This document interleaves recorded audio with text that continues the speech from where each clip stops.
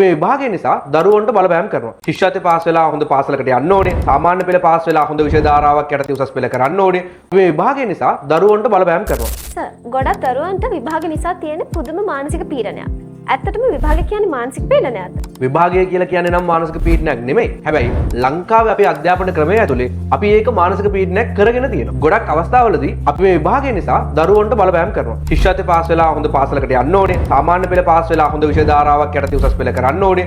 උසස් පෙළ හොඳට පාස් වෙලා කැම්පස් යන්න ඕනේ. කැම්පස් ගිහින් හොඳ රැකියාවක් කරන්න ඕනේ කියලා අනවශ්‍ය පීඩනයක් අපි දරුවන්ට ලබා දෙනවා. හැබැයි ගොඩක් දෙමාපියෝ කියන්නේ නැහැ ඔයා හොඳට පාඩම් කරලා ඔයාට කරන්න පුළුවන් උපරිමය කරන්න කියලා. එතකොට සර් දරුවෝ විභාගේ ෆේල් වුණොත් හොඳ රස්සාවක් කරන්න බැරි වෙනවනේ. ලකුණු අඩු වුණොත් පන්තියෙන් කොන් වෙනවනේ. මොකක්ද ඒකට දෙන විසඳුම? අන්න හොඳ පොයින්ට් එකක්. අපි මේ අධ්‍යාපන ක්‍රමය කියලා කියන්නේ අපි මේ පාසලේ ඉගෙන ගන්න විෂයන් ටිකටනේ. අපිට විභාග ලියන්න වෙන්නේත් ඒකෙන්නේ. හැබැයි ඔයා දන්නවද ලංකාවේ වාහනයක් කෑලි කෑලි වලට ගලවලා හයි කරන්න පුළුවන් ළමයි කොච්චර ඉන්නවද? බිල්ඩින් බොක්ස් ටිකක් අතර දුන්නාම ලස්සන නිර්මාණ කරන ළමයි කොච්චර ඉන්නවද? වැඩි ඕනේ නැහැ. කිසිම විශ්වවිද්‍යාලයකින් උපාධියක් ගත්තේ නැති කන්ටෙන්ට් ක්‍රියේටර්ස්ලා අද කොච්චර ලෝකේ හම්බ කරනවද? අපි ගමුකෝ ලෝකෙම දන්න උදාහරණයක් Apple සමාගමේ නිර්මාතෘ ස්ටීව් ජොබ්ස්. එයා එක්තරා අවස්ථාවක විශ්වවිද්‍යාලයක උත්සවයකට ඇවිල්ලා කියනවා විශ්වවිද්‍යාලයක උත්සවයක් ළඟින්ම දකින පළවෙනි අවස්ථාව මේක තියෙනවා. ඒක හරිම ඉන්ටරෙස්ටිං කතාවක්. පොඩ්ඩක් YouTube එකේ ගහලා බලන්නකෝ. ඒ කොහොම වුණත් ලෝකයක් ආදරය කරන ඔයාගේ අතේ තියෙන ලස්සන ෆෝන් එකේ හොඳම OS එක හදලා තියෙන්නේ එයා. ඉතින් ඔයා අහපු ප්‍රශ්නෙට උත්තර දෙන්න මම හිතනවා මීට වඩා උදාහරණ ඕනේ නැහැ කියලා.